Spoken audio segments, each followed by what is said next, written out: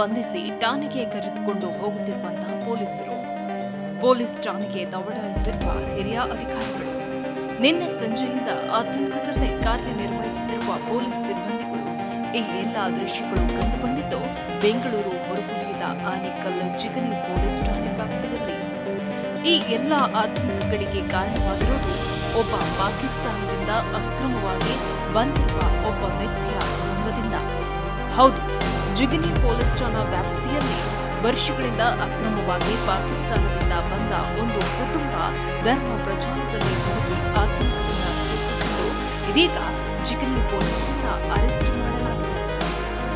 ಪಾಕಿಸ್ತಾನದ ವಾಸಿ ರಶೀದ್ ಆಲಿ ಸಿಕ್ಕಿಬಿದ್ದ ಒಬ್ಬ ವ್ಯಕ್ತಿ ಪಾಕಿಸ್ತಾನ ಮೂಲದಿಂದ ಬೆಂಗಳೂರಿಗೆ ಬಂದು ಶಂಕರ್ ಶರ್ಮಾ ಎಂಬ ಹೆಸರಿನಲ್ಲಿ ದಾಖಲೆಯನ್ನ ಸೃಷ್ಟಿ ಮಾಡಿ ಜಿಗಣಿಯ ರಾಜಾಪುರ ಗ್ರಾಮದ ಅಪ್ನಾ ಅಂಗನ್ ಎಂಬ ಲೇಔಟ್ನಲ್ಲಿ 6 ವರ್ಷಗಳಿಂದ ವಾಸವಿದ್ದ ಹಿಂದೂ ಹೆಸರನ್ನ ಇಟ್ಟುಕೊಂಡು ಮುಸ್ಲಿಂ ಧರ್ಮಗುರು ಬಗ್ಗೆ ಧಾರ್ಮಿಕ ಪ್ರಚಾರದಲ್ಲಿ ತೊಡಗಿದ್ದ ಈತ ಇದೀಗ ಕುಟುಂಬ ಸಮೇತ ಪೊಲೀಸರ ಕೈಯಾಗಿದ್ದಾರೆ. ನಿನ್ನೆ ನಮ್ಮ ಜಿಗಣಿ ಇನ್ಸ್ಪೆಕ್ಟರ್ ಅವರು ಒಂದು ಸ್ಪೆಸಿಫಿಕ್ ಮಾಹಿತಿ ಮೇಲೆ ವಿಚಾರಣೆ ಮಾಡಿ ಒಂದು ಪ್ರಕರಣ ದಾಖಲೆ ಮಾಡಿದ್ದಾರೆ ಜಿಗಣಿ ಸ್ಟೇಷನಲ್ಲಿ. ಅದರಲ್ಲಿ 4 ಜನ ಅವರು ಇಲ್ಲಿ ಜಿಗಣಿಯಲ್ಲಿ ವಾಸ ಮಾಡ್ತಾ ಇದ್ದಾರೆ. ಅವರು ನಮ್ಮ ಇಂಡಿಯನ್ ಡಾಕ್ಯುಮೆಂಟ್ ಫ್ರಾಡುಲೆಂಟ್ಲಿ ತೊಗೊಂಡಿದ್ದಾರೆ ಅಂತ ಬೇಸಿಕ್ ಇನ್ಫಾರ್ಮೇಷನ್ ಅವ್ರಿಗೆ ಲಭ್ಯವಾಗಿತ್ತು. ಆ ಆಧಾರ ಮೇಲೆ ಅವರು ವಿಚಾರಿಸ್ಕೊಂಡು ಈಗ ಪ್ರಕರಣ ದಾಖಲು ಮಾಡಿದ್ದಾರೆ ಮತ್ತು ಆ 4 ಜನಗೆ ವಿಚಾರಣೆ ಮಾಡ್ತಾ ಇದ್ದಾರೆ. ಮಾಡಿಕೊಂಡ ನಂತರ ಫರ್ದರ್ ಏನೇನು ಇದರಲ್ಲಿ ಬರ್ತದೆ ಅದರ ಪ್ರಕಾರ ನಾವು ಸೂಕ್ತವಾದ ಕಾನೂನು ಕ್ರಮ ತಗೊಳ್ತೇವೆ. ಜಿಗಣಿಯಲ್ಲಿ ಒಂದು ಮನೆಯಲ್ಲಿ ಬಾಡಿಗೆ ಮನೆಯಲ್ಲಿ ಇದ್ರು. ಈಗ ಅದ್ರ ಬಗ್ಗೆ ತನಿಖೆ ಮಾಡ್ತಾ ಇದ್ದೀವಿ. ಅದೇ ಅದ್ರ ಬಗ್ಗೆ ಈಗ ಆ 4 ಜನ ಬಗ್ಗೆ ಸಂಶಯ ಏನಿದೆ ಅದ್ರ ಬಗ್ಗೆ ಎಲ್ಲ ಡೀಟೇಲ್ ಈಗ ನಾವು ಕಲೆಕ್ಟ್ ಮಾಡ್ತಾ ಇದ್ದೀವಿ. ಕೆಲವು ನಿನ್ನೆಯಿಂದ ಅವ್ರಿಗೆ ಈಗ ಮಾಹಿತಿ ಬಂದಿದ್ದು ಅದರ ಮೇಲೆ ಇವರು ತನಿಖೆ ಮಾಡ್ತಾ ಇದ್ದಾರೆ. ಅದೇ ನಮಗೆ ಈಗ ಬೇಸಿಕ್ ಇನ್ಫಾರ್ಮೇಷನ್ ಬಂದಿದ್ದು ಅದೇ. ಈಗ ಅದ್ರ ಬಗ್ಗೆ ನಾವು ತನಿಖೆ ಮಾಡ್ತಾ ಇದ್ದೀವಿ.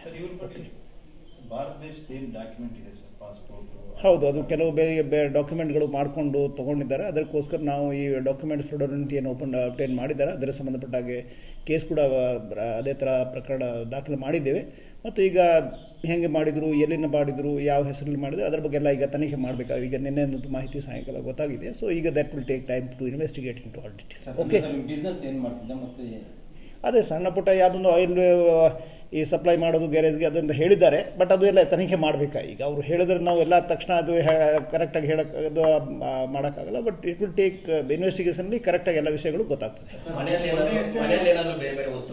ಅದು ಈಗ ಅದು ತನಿಖೆಯಲ್ಲಿದ್ದಾವೆ. ಓಕೆ, ಅದು ಈಗ ತನಿಖೆ ಆದ ನಂತರ ಹೇಳಬೇಕಲ್ಲ. ಈಗ ನಾವು ಅಷ್ಟು ಹಿನ್ನೆಲೆಯಲ್ಲಿ ಅಷ್ಟು ಬೇಗ ಕೆಲವು ವರ್ಷ ಹಿಂದೆ ಬಂದಿದ್ದಾರೆ ಅಂತ.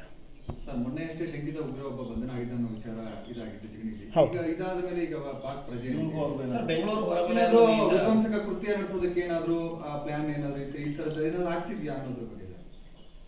ಈಗ ಅದ್ರ ಬಗ್ಗೆ ನಾವು ಕಮೆಂಟ್ ಮಾಡೋದು ಈಗ ಈ ಹಂತದಲ್ಲಿ ಸರಿ ಇಲ್ಲ. ಬಟ್ ಪಾರ್ಟ್ ಆಫ್ ಇನ್ವೆಸ್ಟಿಗೇಷನ್ ಮುಂದೆ ಏನು ಬರ್ತದೆ ಅದರ ಬಗ್ಗೆ ಮಾತ್ರ. ಇನ್ನು ರಶೀದ್ ಆಲಿ ಸಿದ್ದಿಕ್ ಮಾತ್ರ ಅಲ್ಲದೆ ಅವನ ಬಾಂಗ್ಲಾದೇಶದ ಮೂಲದ ಹೆಂಡತಿ ಹಾಗೂ ಮಾವ ಅತ್ತೆ ಜೊತೆ ಕುಟುಂಬ ಸಮೇತವಾಗಿ 6 ವರ್ಷದ ಹಿಂದೆ ಇಲ್ಲಿಗೆ ಬಂದು ನೆಲೆಸಿದ್ದ ವರ್ಮಾ ಕುಟುಂಬವಾಗಿ ಗುರುತಿಸಿಕೊಂಡಿದ್ದ ಫುಡ್ ಡೆಲಿವರಿ ಮಾಡುತ್ತಿದ್ದ ನಸುಕಿನಲ್ಲಿ ಎಂಎಫ್ಐ ಧರ್ಮಗುರು ಬಗ್ಗೆ ಧಾರ್ಮಿಕ ಪ್ರಚಾರವನ್ನು ಸಹ ನಡೆಸುತ್ತಿದ್ದ ಎಂಬ ಮಾಹಿತಿ ಇಲ್ಲಿ ಲಭ್ಯವಾಗಿದೆ. ಇನ್ನು ವಿಷಯ ತಿಳಿಯುತ್ತಿದ್ದಂತೆ ಕೇಂದ್ರ ವಲಯದ ಐಜಿಪಿ ಜಿಗಣಿ ಠಾಣೆಗೆ ದೌಡಾಯಿಸಿ ಆ ಆರೋಪಿಯ ವಿಚಾರಣೆ ಸಹ ನಡೆಸಿದ್ದಾರೆ.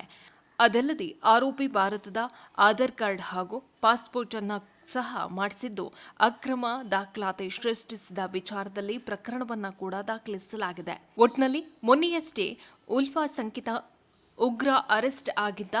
ಇಂದು ಅಕ್ರಮ ಪಾಕಿಸ್ತಾನಿ ವ್ಯಕ್ತಿ ಅರೆಸ್ಟ್ ಆಗಿದ್ದಾನೆ. ಈ ಎಲ್ಲ ಘಟನೆಗಳು ನೋಡುತ್ತಿದ್ರೆ ಬೆಂಗಳೂರು ನಿಜಕ್ಕೂ ಸೇಫ್ ಆಗಿದೆಯಾ ಎಂಬ ಅನುಮಾನಗಳು ಇಲ್ಲಿ ಕಾಡ್ತಾ ಇದೆ. ಇನ್ನಾದರೂ ಸಂಬಂಧಪಟ್ಟಂತಹ ಅಧಿಕಾರಿಗಳು ಇಂತಹ ಘಟನೆಗಳಿಗೆ ಬ್ರೇಕ್ ಹಾಕಬೇಕಿದೆ ಅನ್ನೋದೇ ನಮ್ಮ